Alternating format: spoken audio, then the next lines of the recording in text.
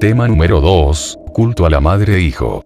Uno de los ejemplos más sobresalientes de cómo el paganismo babilónico ha continuado hasta nuestros días, puede verse en la forma en que la Iglesia romana inventó el culto a María, para reemplazar el antiguo culto a la diosa, madre de Babilonia. Como dijimos en el capítulo anterior, después de la muerte de Nimrod, su adúltera esposa dio a luz a un hijo, del que afirmó había sido concebido sobrenaturalmente. Proclamó que este era un dios hijo, que era Nimrod mismo, su líder, que había renacido y que tanto ella como su hijo eran divinos. Esta historia era ampliamente conocida en la antigua Babilonia, y se desarrolló en un culto bien establecido, el culto de la madre y el hijo. Numerosos monumentos de Babilonia muestran la diosa madre Semiramis con su hijo Tamuz en sus brazos. Ahora, cuando el pueblo de Babilonia fue disperso en las varias áreas de la tierra, llevaron consigo el culto a la divina madre y al dios hijo. Esto explica por qué todas las naciones en tiempos pasados adoraban a la divina madre y a su hijo de una u otra forma, aún siglos antes de que el verdadero Salvador, nuestro Señor Jesucristo, naciera en este mundo.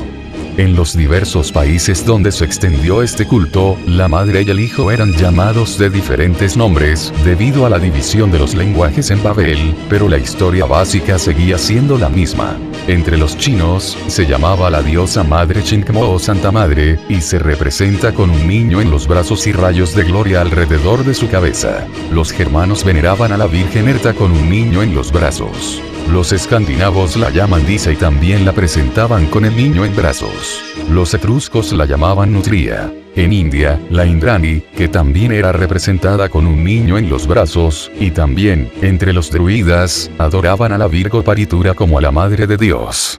La madre babilónica era conocida como Afrodita o Ceres, por los griegos, Nana, por los sumerios, y como Venus o Fortuna por sus devotos en los viejos días de Roma. Su hijo era conocido como Júpiter. La ilustración muestra a la madre y al hijo como Devaki y Krishna. Por algún tiempo, Isi, la gran diosa y su hijo Iswara, han sido venerados en la India, donde se han erigido grandes templos para su culto. En Asia la madre era conocida como Cibeles, y su hijo de Horus. Pero no tomando en cuenta su nombre o lugar, dice un escritor. Era la esposa de Baal, la reina virgen del cielo, quien dio fruto sin haber concebido. Cuando los hijos de Israel cayeron en apostasía, ellos también se descarriaron con este culto de la diosa madre. Como podemos leer en el libro de Jueces 2:13, y dejaron a Jehová y adoraron a Baal y Astarot.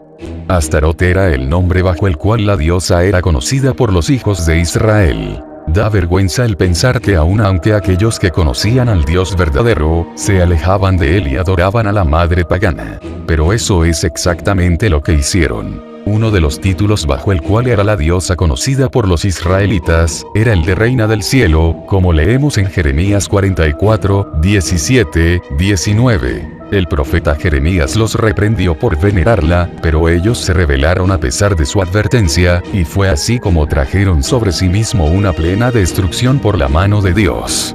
En Éfeso, la Gran Madre era conocida como Diana. El templo dedicado a ella en esa ciudad era una de las 7 maravillas del viejo mundo. Y no solamente en Éfeso, sino también a través de Asia y del mundo entero era venerada la Divina Madre, Hechos 19:27. En Egipto, la madre babilónica era conocida como Isis, y su hijo como Horus. Nada es más común, en los monumentos religiosos de Egipto, que el infante Horus sentado en el regazo de su madre.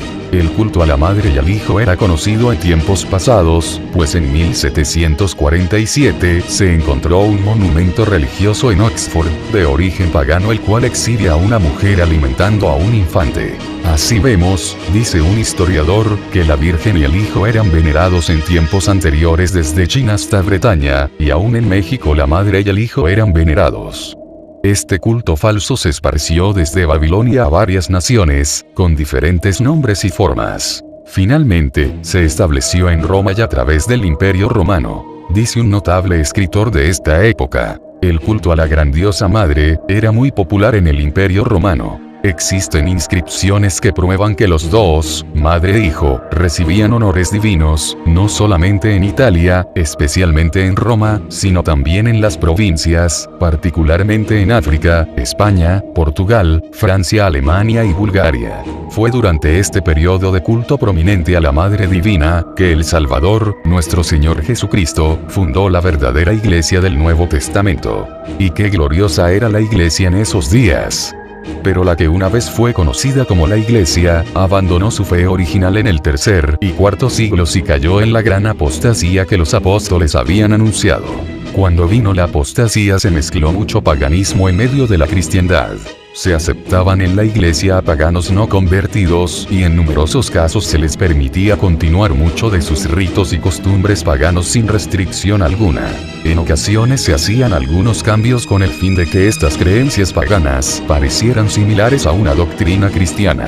Uno de los mejores ejemplos de esta clase de paganismo lo podemos tener en la forma en que la iglesia profesante permitía a los paganos el continuar el culto a la diosa madre solamente con un poco diferencia y con otro nombre. Había muchos paganos que se sentían atraídos al cristianismo, pero era tan fuerte en sus mentes la adoración a la diosa madre, que no la querían abandonar. Entonces los líderes de la iglesia buscaron una similitud en la cristiandad con el culto de los idólatras paganos, para poder atraerlos en gran número y así añadirlos a ella. Pero ¿a quién podrían usar para reemplazar a la diosa madre del paganismo? Pues claro que a María, la madre de Jesús. Era la persona más lógica que podían escoger. ¿Por qué, entonces, no permitir que los paganos continuaran sus oraciones y devociones a su diosa, llamándola con el nombre de María, en lugar de los nombres anteriores con los cuales ellos la conocían? Esto le daba al culto idólatra de los paganos la apariencia de cristianismo y de esta forma, ambos bandos podían estar satisfechos e incorporarse así a la iglesia romana. Y es esto exactamente lo que sucedió.